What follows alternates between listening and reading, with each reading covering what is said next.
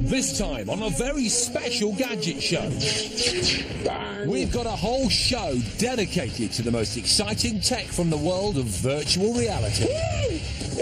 Yes. Amy tastes how VR can transform food at an extraordinary restaurant in Ibiza. It's unbelievable. We get a first play of the coveted PlayStation VR. Ooh, yeah! That's what I'm here for, man. John reveals how to experience VR on a budget. Very good, yes. Hello? Oh my God! And I scare the bejesus out of some people by using VR to make the ultimate horror movie.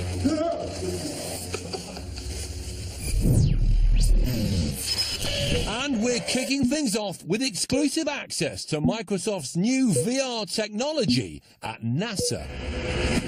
I'm at the Jet Propulsion Labs just outside of LA, where NASA are using the world's most advanced technologies to make some giant leaps in space exploration. And the Microsoft HoloLens is the technology in question. The first fully self-contained holographic computer. This augmented reality experience lets you interact with hyper-realistic 3D holograms in your real-world environment. In simple terms, HoloLens overlays images and objects into the room you're in. I was here to meet Dr. Jeff Norris, founder and director at JPL Ops Lab. This place we call the Ops Lab, or the Operations Laboratory, and it's a place where we build systems for controlling robots and spacecraft. How do you connect a person with a really complicated machine or environment in a natural way? Okay, and what type of equipment do you get to use here? We experiment with a lot of different technologies. Some of our recent work has really focused on virtual and augmented reality, and today we're going to be showing you some demonstrations with the Microsoft HoloLens. Yeah, fantastic. The HoloLens is Microsoft's take on virtual reality. It's been built as a consumer gadget that you might use to surf the web, use with software such as Microsoft Office, view holograms, or game in 3D. But it's been taken up by all kinds of companies, and NASA were quick to see the potential, so I wanted to see how they had put it to good use. Okay, so what I'm going to show you now is a tool that we call OnSite, and it's a tool we've built to bring the surface of Mars into the office of our scientists and engineers. So what you should see around you right now is Mars. This is genuinely Mars. Yes, this is real data from Mars that is built up from data that we received from our orbiter and from the Curiosity Mars rover as it visited this location. This is the rover. That's Curiosity. Oh, but I can also see you. I can see an avatar of you. One thing that OnSite lets us do is to bring people together from all around the world who are involved in the operation of the mission. Right. So we're in the room together so we can see each other pretty easily. Yes. But, imagine if you were overseas and you wanted to participate in a meeting with me about where we wanted the rover to go next. We could join each other on Mars like this as avatars. So I could see where you are, you can see where I am.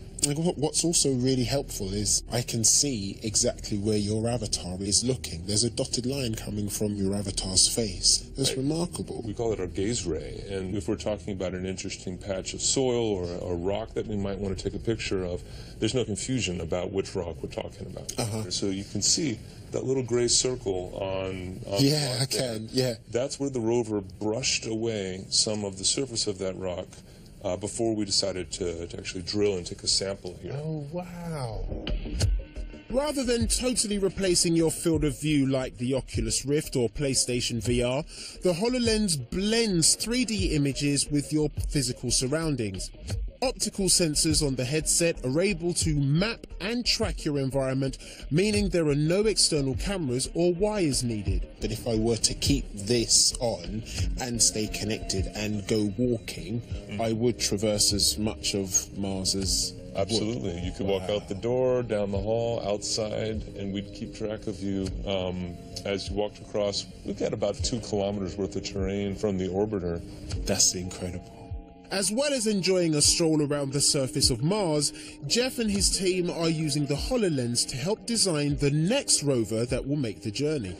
So this has not yet been built. That's right. This is our next generation Mars rover, the one that we expect to launch in a few years. But it has some important upgrades. Yeah. There's a whole new set of instruments that we're putting on the inside, and the rover's going to have a new landing system. It also has a new wheel design that you can see down here that's going to be a little more durable, and we think a little better for traversing the terrain on Mars. If we wanted to look inside, what do we have to do? Do we have to deconstruct it? Oh, it's much easier than that. So you can just come right inside of the rover with me, and you'll cut right into the internals. So just dip down and... Jeff, how has this changed the way you collaborate with your peers? Well, we think it's going to have a big impact. We've been building models like this for a long time using computer-aided design software, but sharing those models and discussing those models, presenting them to people, that's been a big challenge. Just like with OnSite, we can bring multiple engineers together to study the same design as if they were all in the room together. The intuition that we gain by looking at our designs this way has already had a big impact on a different mission.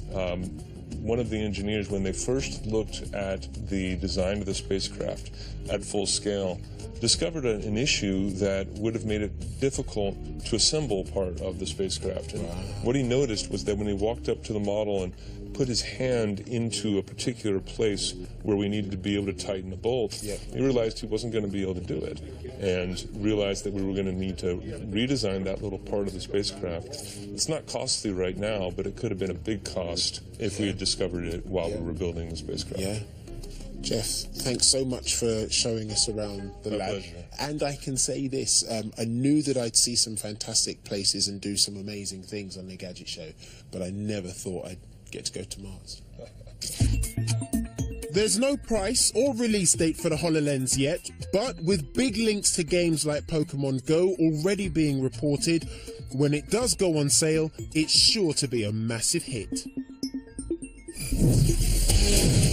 Okay, that's all for part one, but coming up after the break, Amy's at the most immersive restaurant in the world.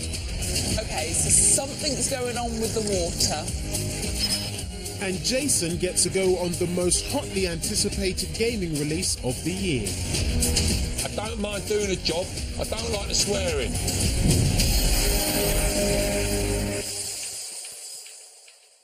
Amy is exploring how VR is being used in the world of fine dining at the world's most expensive restaurant.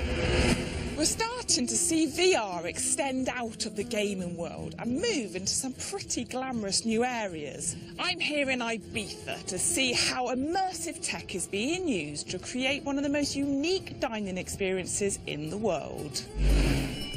Tucked away in the grounds of Ibiza's Hard Rock Hotel is a top-end restaurant with a twist. At Sublimotion, diners pay a staggering €1,500 for a 14-course gastronomic performance, with an edible ticket, of course. Relax and enjoy. Let's go. And it all takes place in a tech-filled dining capsule. Wow! Oh my word! Yeah. Now is the moment of the teletransportation to go inside of this new world. I had my own exclusive table for one, courtesy of the restaurant's glamorous hostess, Anna Veed. And immediately the 360-degree projection mapping began to transport me into a rather magical world.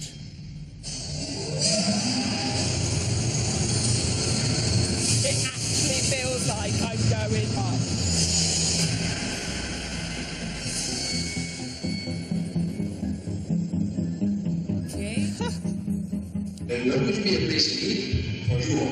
The restaurant, created by 2 Michelin-starred chef Paco Ronchero, aims to bring a touch of technological theatre to the fine dining experience. Okay, so something's going on with the water. I don't want to touch anything. Let the show begin. each scene is created using the very latest in projection technology. Oh, hello. I'm sat on the bottom of the ocean bed. And even targeted scent. The smells in the room are changing as well. It's absolutely beautiful. I was given permission to nip backstage to meet the team behind this gastronomic show. It's a huge operation. A staff of 22 are on hand to prepare the food and manage the audio-visual experience. All the control of the spectacles happen here, thanks to Carlos, his magical finger.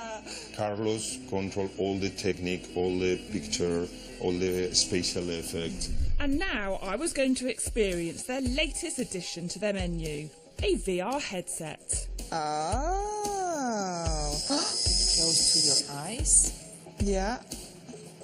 Oh, here goes. My information is coming up. A tag on the spoon activates an augmented display all about your dish. And there is someone preparing it in the corner. It's giving me the nutritional value, so how much protein and fat is in there. There is one potential drawback to this augmented eating though. Yeah. Finding your mouth.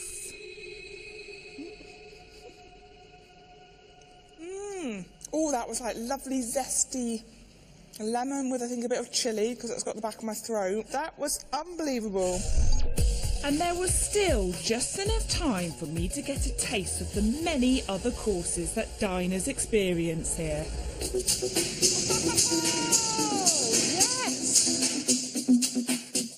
Including a truly decadent dessert. That's spinning on its own.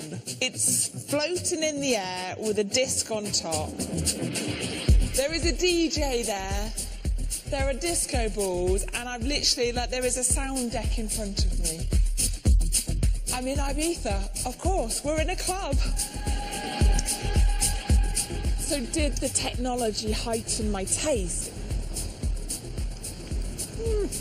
Every flavour I tasted seemed sharper, seemed sweeter, more sour. I guess they do say fish and chips taste better by the sea than in the middle of a city. So was my experience better because of the environment around me? I think it was. Oh, wow. But the way they managed to take you and transport you to a different world with each course just came together so phenomenally. It was spot on. Thanks, Amy. Next up, Jason and I are looking at how VR is going to transform an industry that's crying out for it: gaming.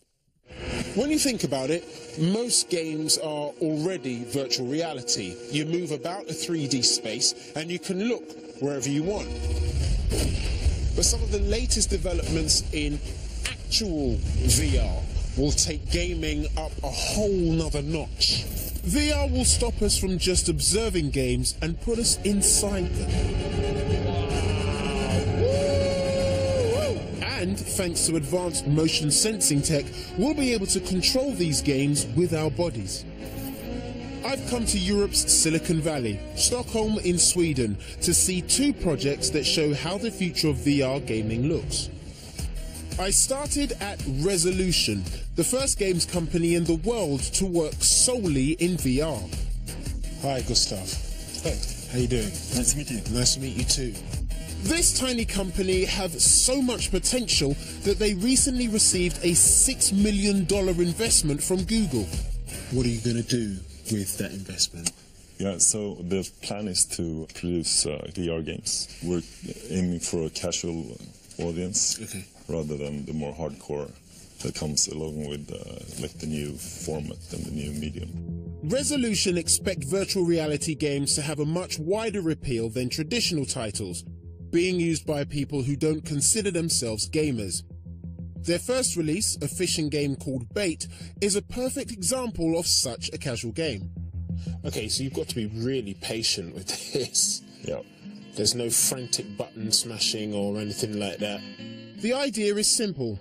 You look to where you want to cast your line, press the control pad to cast it, patiently wait for a fish, Come on. and then reel it in by pressing the button again. Beauty. There's nothing more to it, and that's the point. So this is nice because it's interactive, it's relaxing, and I'm not getting any of that motion sickness No.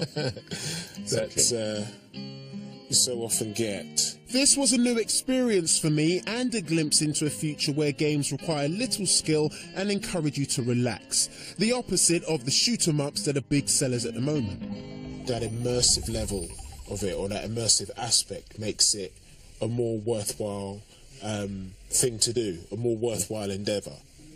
Come on, let's have another. Fishing over, I headed to Sweden's Royal Institute of Technology. Here I was going to look further into the future at an augmented reality or AR game called Mad Sand. AR is a branch of VR where instead of being immersed in another world, the real world and virtual world are blended together. Okay, so Vincent, I've caught you playing in the sand pit. Yeah. Explain to me what this is. Oh, this is actually like an augmented reality sandbox game. So if you build a mountain here, Yep. on the sandbox, a mountain will appear in the digital world. A camera detects changes in the real sand, which is then mirrored in the game sand, while a projector displays the candies on the game sand onto the real sand.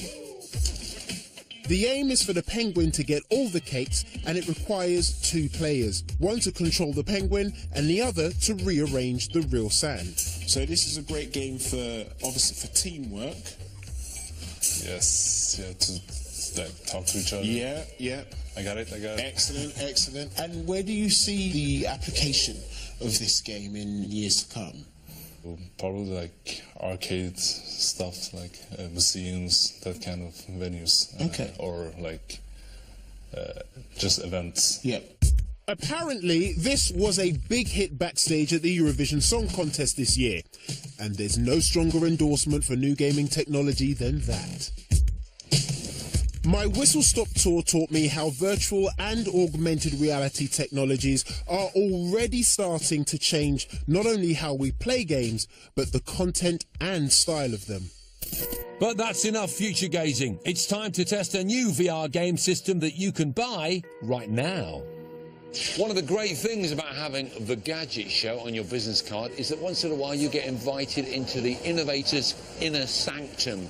Today, it's Sony HQ here in London to talk about PlayStation VR.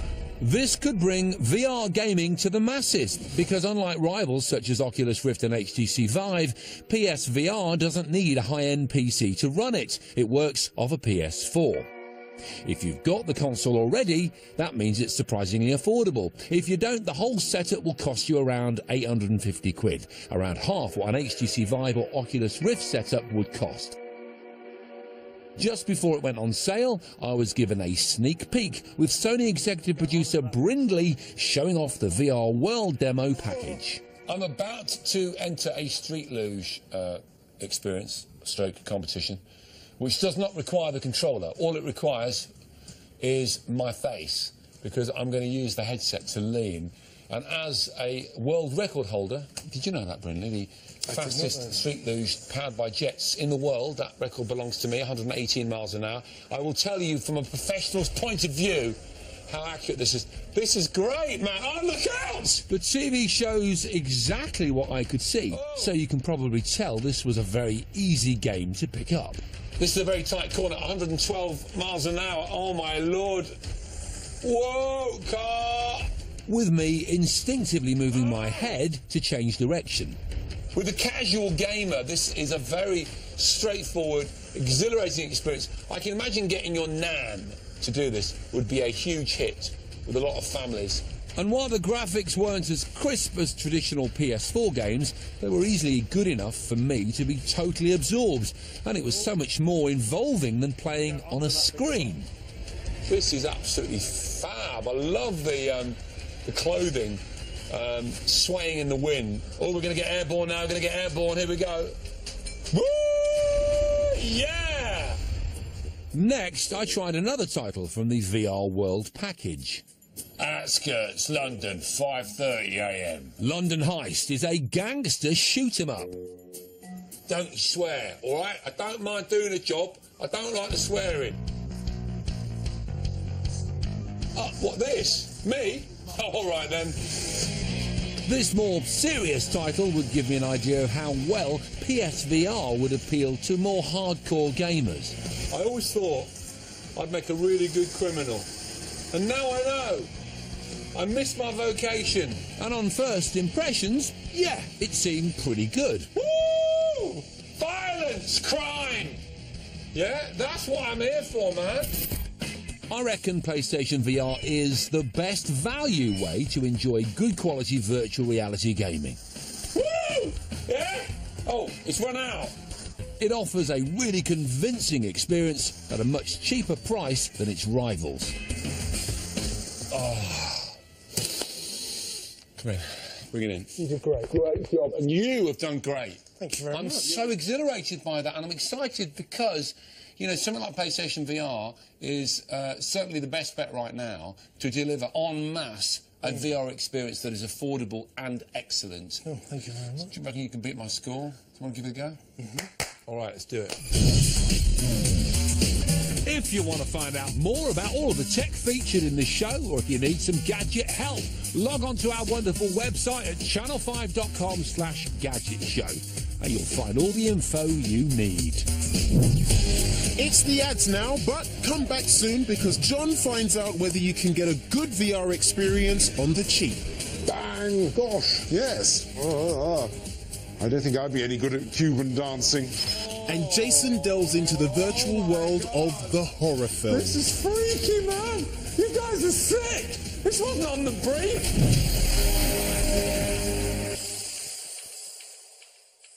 Now, here's John revealing ways we can all enjoy VR without breaking the bank. Groundbreaking VR products like the Oculus Rift and the HTC Vive are brilliant, but they're still pretty pricey. Not to mention what you'll have to spend on a PC that's powerful enough to run them. But fear not, recently there's been an explosion of VR gadgets that are cheaper to buy and only need a smartphone to run. I've put together 3 thrifty VR combinations that'll get any Android or iOS enthusiast up and running in the virtual world for next to nothing. I'll start with the cheapest. Google Cardboard costs less than a couple of pints, and it really is a piece of cardboard, just fitted with 2 plastic lenses. All you need to do is pop in a smartphone loaded with a VR app.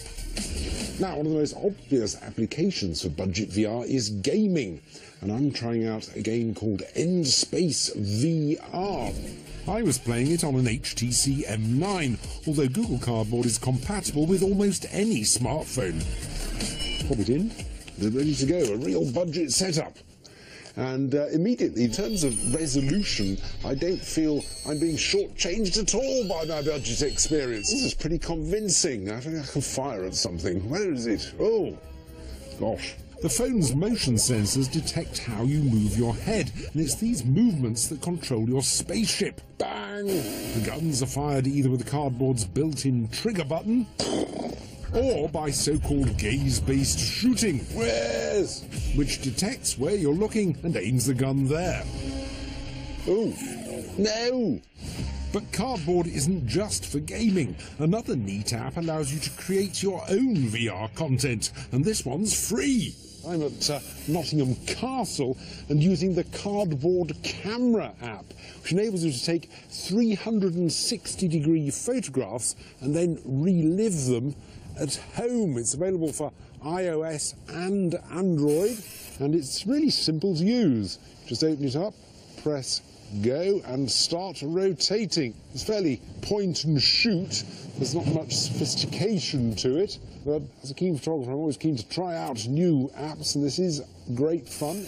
Let's go into the Cardboard Camera app and put the phone into the Cardboard headset. Let's check. Gosh, there we are. I can select a picture and look round it. all the time hearing some sound too. I mean, again, one's aching for slightly higher resolution, but it all works and it's free. Next, I wanted to find out if spending a little extra gets you a better experience.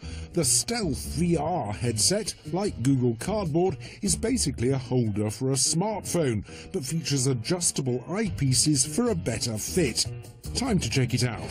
Something you'll definitely want to try in budget VR is a cinematic experience. And there's a great fun app called Within VR that's completely free and offers a whole variety of short movies, documentaries, music videos, all that sort of thing. I was testing it with an iPhone 6S. With this, it'll clip in quite easily there. I want to get into the virtual world of Cuban dance.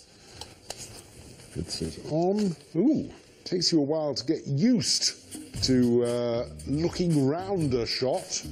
You also notice actually that the iPhone's resolution is lower than the HTC's. You can certainly see those pixels. Even try and do some of the dancing, but I don't think I'd be any good at Cuban dancing. The rumba. Exciting.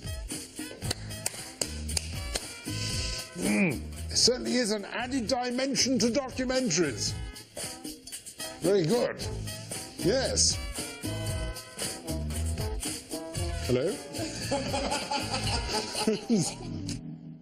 If you don't fancy downloading any dedicated VR apps, then you can try YouTube, which now has a huge range of VR content. Everything from music videos to documentaries and amateur horror films.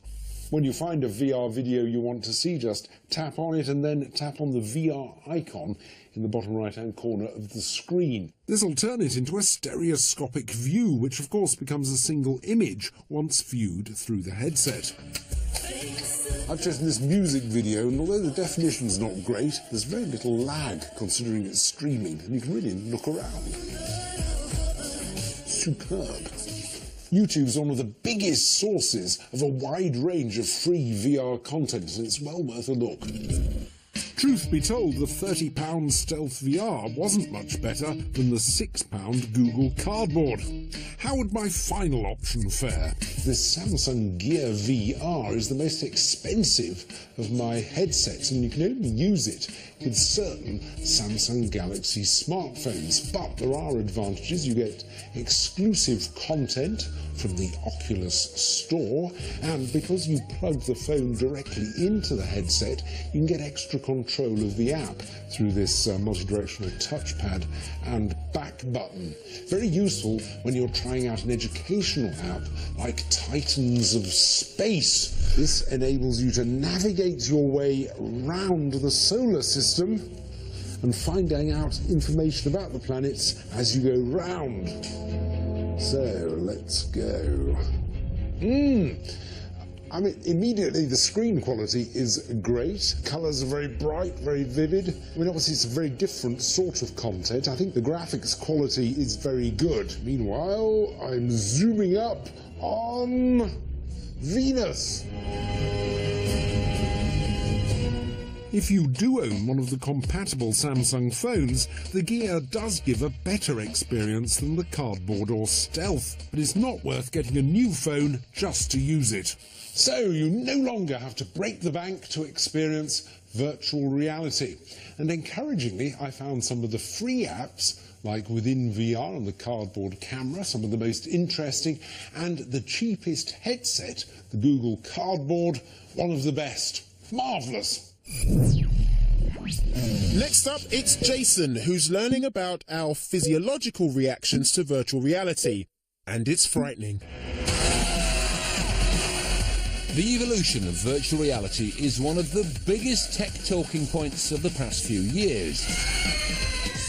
And there is one word that is used to describe VR more than any other: immersive.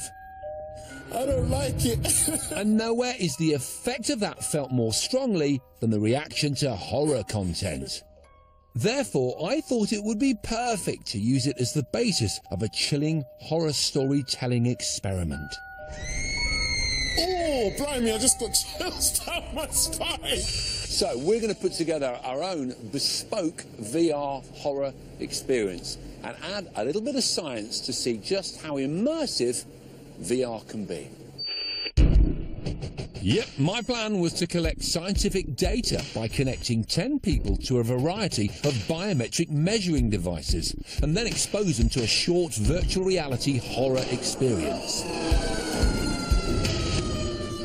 But first, I needed some help to focus my rough ideas into a proper plot for my VR horror concept. So I got in touch with Jury from Imagination, a top creative agency in London. We're looking to design a unique VR experience, all right? So something that is very scary and something that's going to provoke a reaction in people. What are you thinking? Are you thinking something horror? Is there anything that you know that you're inspired by? A bit Blair Witch, I don't know, out in the wilderness sort of thing. Whatever you think, really. We could definitely put it out in the woods. No one likes to be out in the woods by themselves.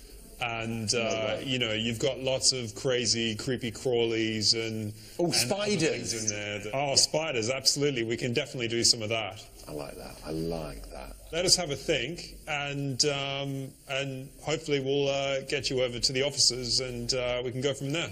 That would be absolutely brilliant. Okay, no problem. Cheers, Jason. Bye. Psyched after my initial chat with Jury, I headed off to meet up with him a couple of weeks later. Jury. Hey, Jason. Good, man. Good to see you. To see what spooky ideas he and his team had come up with. Wow, that looks dark and scary right away. We did a lot of research, and we really wanted to try and find something that would really scare the life out of people. So we went back through the history books, and we found this amazing character called Cernunnos. And he's actually a pagan god, a Celtic god. So we thought he'd be a really great character in this scary VR experience. We start in this wood, there's a little campsite, there's a fire, there's nobody around you. It's incredibly creepy and really, really dark. And then slowly the tension starts to build. We have these worshippers who are in and around, and they start peering in and out, and this whole vortex of sound starts to appear. And we've also brought in your spiders. Thank you for that. You mentioned that you really wanted to create a little bit of spider action. Arachnophobia. Yeah, exactly. These are great, like the darkness of the woods, like that will really come across. Yeah, exactly. And I think, you know, if you're stuck in this environment where it's completely dark and there's all these creepy sounds around you, there's no one else around except your girlfriend in the tent, and suddenly these little pots of light starts to appear, then it really starts to add to the suspense. I love it. I think you've got some fantastic textures to play with. Great, yeah, no, thank you. And I think the amazing thing about VR is that, you know, in most horror experiences, it feels as if, you know, you're a ghost, you're looking at it from a distance, whereas here you're actually present. So we can put somebody in the middle of a campsite. Yeah, I love that. Imagination had taken my ideas on board and come up with a proper scarefest scenario for my VR experience. But to actually turn the idea into virtual reality, I needed to enlist the help of the VR software development team at Coffee Cup. Thomas, absolute pleasure to meet you, sir. Good to meet you. I'm really excited about this. I've been waiting since we gave you the brief, a couple of weeks ago, to see how far you've got. Tell me that you're happy with the results. We are. We really are. Everything is looking really good. Been working really hard, and we've got a prototype to show you today. Full storyline, all the assets are here, different point of action, the big funnel is there, so you can really, really try it today. To create my VR experience, Coffee Cup used a game development platform called Unity and the HTC Vive VR hardware. What is it about Unity that is so popular? It's just a very easy to use, efficient software. It's like it doesn't take very long to develop something, and concepting-wise, it's very nice to develop a working prototype and then take that prototype to the finished product. The HTC Vive headset allows users to move around while wearing it, and the controller means you can interact with the virtual world you're in. These things are quite remarkable. Vive is really involving. You actually move around in the space where that creates the difference. So for an experience like that, it's very important. We could chat about all of it, but the best thing to do is for me to put it on my face and give it a go. Does that sound like a plan? Absolutely. Let's try it.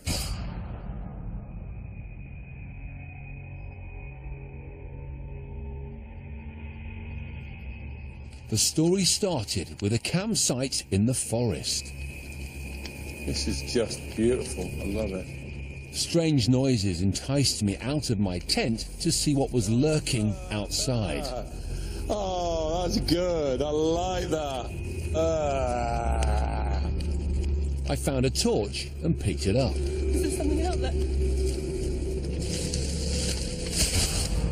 Oh, whoa. What is that?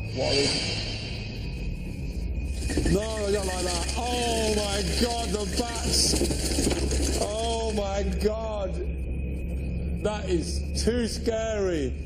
And it was then that I realised I was in the middle of some sort of pagan ritual. Oh my God.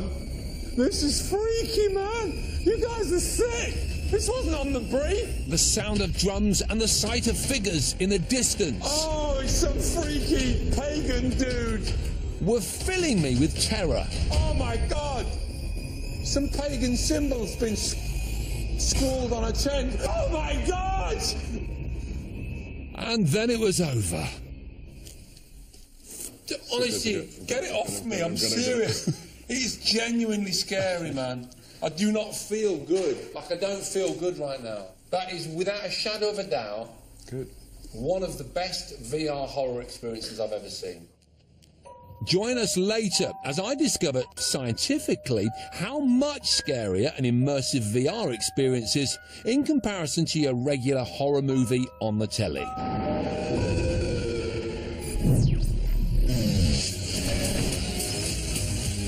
We've reached the part of the show where we like to give an insane amount of gadgets to one of you lucky viewers. And boy, have we got a cracker of a prize fund this time, because not only are we giving away a truckload of tech worth £35,000, we're also going to chuck in 10,000 quid cash too. Imagine that, 10 grand in your back pocket. Wow. And a house full of gadgets. Now listen to this list. You would be mad not to.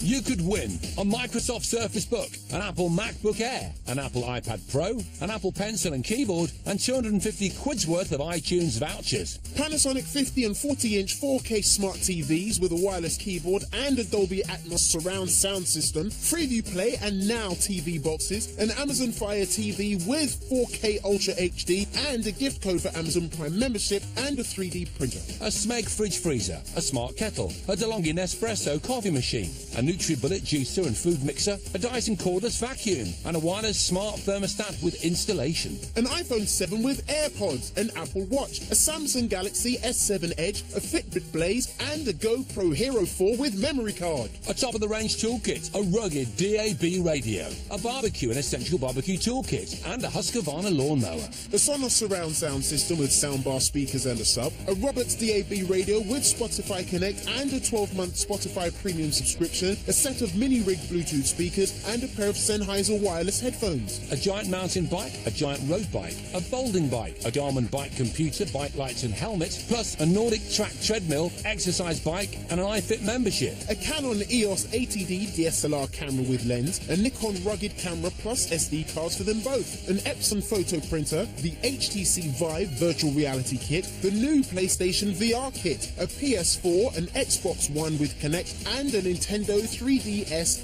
XL and games for all those consoles. Plus an Alienware gaming PC with a 28-inch 4K monitor, gaming keyboard and multimedia speaker system, and 1 month's self-storage to put all your prizes in. Finally, because we're so good to you, we're throwing in £10,000 in cash to go with your Boston bundle of tech booty. In all, it's a prize fund worth an eye-watering £45,000. And to be in with a chance of winning, all you need to do is text Gadget to 85555 or call 0902 0555 055. Or post your name and contact phone number to The Gadget Show, 2403, PO Box 7557, Derby, DE10NP. Texts cost £2 plus one message at standard network rate. Calls cost £2 plus your network access charge. Lines close at midday on the date shown on screen and 3 working days later for postal entries. For rules, go to channel5.com/win, and we'll repeat this information again at the end of the show. Don't go anywhere, because after the break, it's the conclusion of my VR horror story experiment.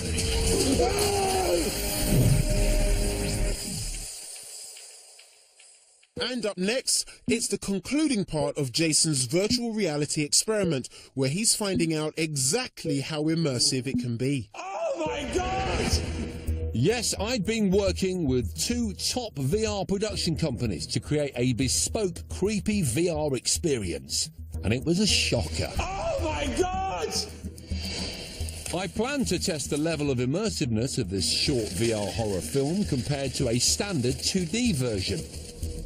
And for that, we'd set up our spooky experience at Regent's University in London. Coming into the forest, look. Hey?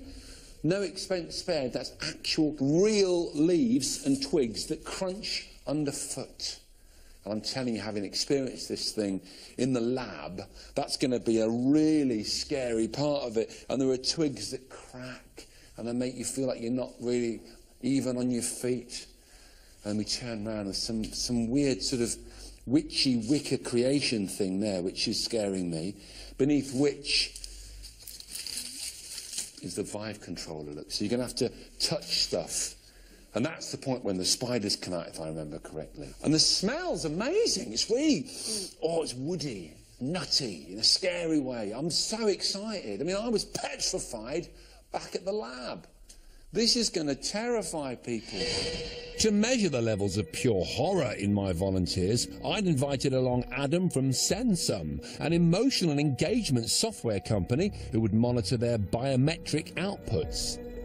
So just tell us a little bit about the science that we're going to be using to check how our subjects are reacting. Yeah, so today we're going to be collecting heart rate through this. Yeah. So that's just a simple myo response. It's one of those wearables that people use for fitness and things like that, it's just a fitness app, but we like it because it's quite good at collecting heart rate data quite solidly, so we use that. This is our galvanic skin response receptor. So that's your own unit that you've designed? Yeah, so Sensum designed that, and that just basically measures the microscopic sweat levels in your skin, which relates to the autonomic nervous system, which is basically just emotional engagement. So the theory goes that if I'm more emotionally affected, let's say scared, which is what we're aiming for, I will produce more salt in my sweat? Yes, definitely, yes. And on our mass control, that will show the peaks and troughs of engagement. And equally, most people are aware that when they get scared, their heart rate goes up. That's what we feel. Yes, so we'd hypothesise that there'd be an increase in both emotional engagement and heart rate. I would hypothesise that we're going to scare the living bejesus out of these people. Before letting our VR creation loose on the students, we wanted to get some benchmark scores, so got a group to watch our film in 2D so that we could measure their physiological reactions. Adam's results showed that the heart rates of the group watching on a screen were at an average of 67 beats per minute, whilst the galvanic skin response showed they actually became less scared as the movie progressed. With all the data collected and our benchmark set, it was time for the second part of my experiment. My test subjects were wearing the same heart rate monitors and galvanic skin response sensors as the previous group, so that we could measure and compare the final results. Let's start the experience. So it's black. As the eerie story began and the tension quickly built, it wasn't long before heart rates began to increase in all of my test subjects. Look at that spike. Look at the heart rate. The first spike in galvanic skin response appeared when the spiders emerged from inside the tree stump. Look at this. It's like the Pyrenees. Look at it.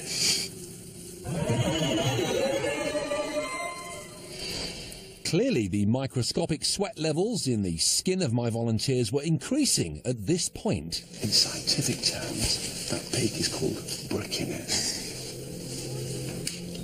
The next spike came as the bats flew into their faces.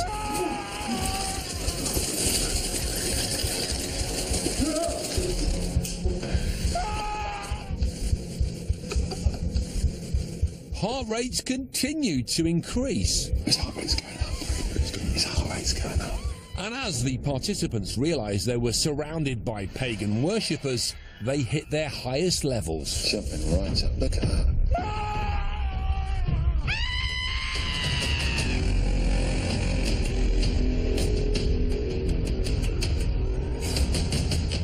But it was at the end of the experience, when the Stagman appeared, that both heart rate and galvanic skin response levels went through the roof. 130.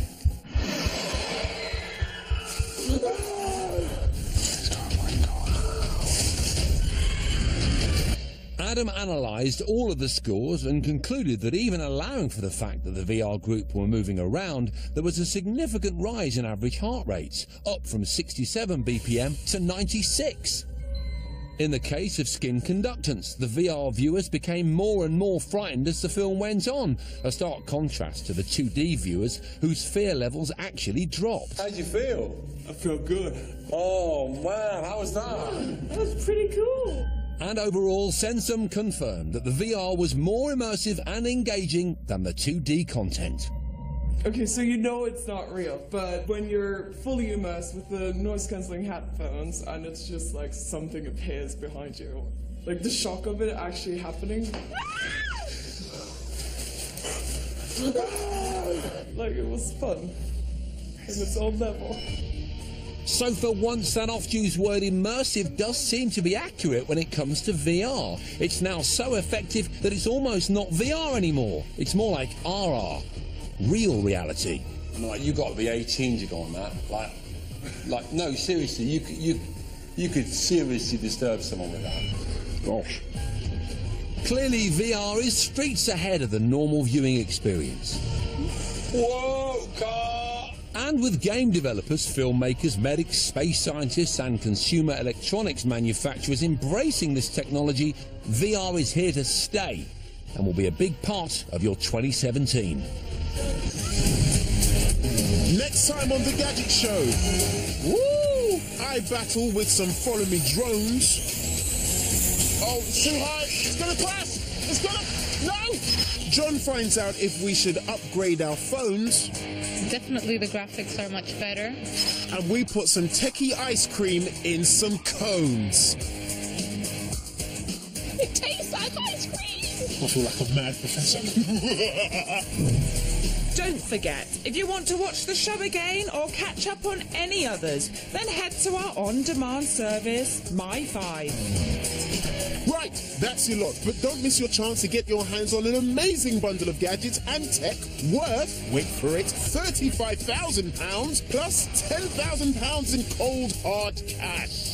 To enter, all you have to do is text Gadget to 85555 or call 0902 0555 055 or post your name and contact phone number to The Gadget Show 2403. P.O. Box 7557, Derby, DE10NP. Texts cost £2 plus one message at standard network rate. Calls cost £2 plus your network access charge. Lines close at midday on the dates shown on screen and 3 working days later for postal entries. For rules, go to channel5.com/win. Laters and good luck.